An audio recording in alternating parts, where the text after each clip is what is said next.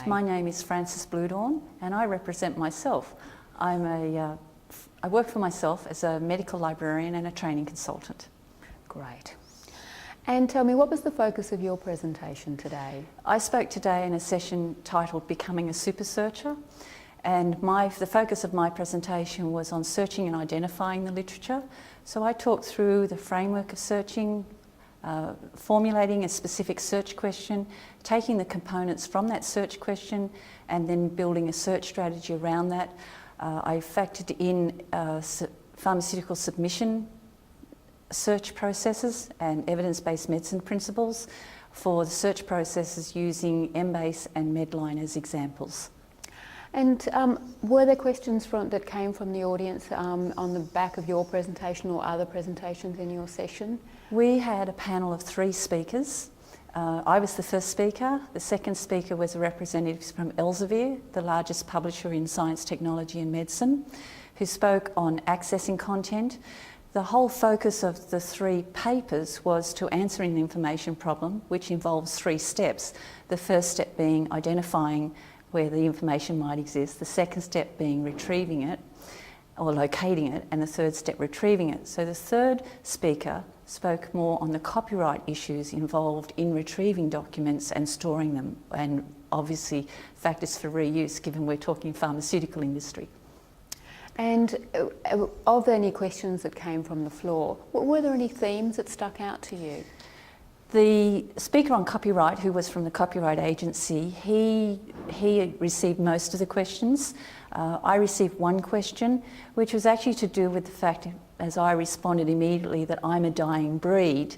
And that's the way that a lot of the pharmaceutical companies are eliminating a medical librarian's position, and the role that that librarian is filling in those organisations or in corporations is being diversified into the medical information sphere. So I was actually asked, were there any suggestions how the people who are trying to pick up the splintered roles that come out of the librarian's position might upskill? And I actually said I didn't have any real answer to that, that even librarians or information managers and scientists, as they're called these days, they don't receive the in-depth training that I received for database searching. I also said training sessions, when I was trained to do my first Medline search, which was 1979, it was a 1-week training course, and now the medical information people, they won't sit in a training session for longer than 2 hours. So there's lots of things to trade off to try and address that situation. There's many other factors too, such as the providers, web-based services who are providing access to these databases are putting artificial intelligence in behind their systems. So people type something in, like we do with Google, and something comes up and everyone just runs with that rather than delving deeper into the search processes to minimise the number of irrelevant records retrieved. Given the situation that you've just explained, what's your message to ARC's members? I finished my presentation with 3 take-home points. The first one was to frame your search question into something answerable and specific.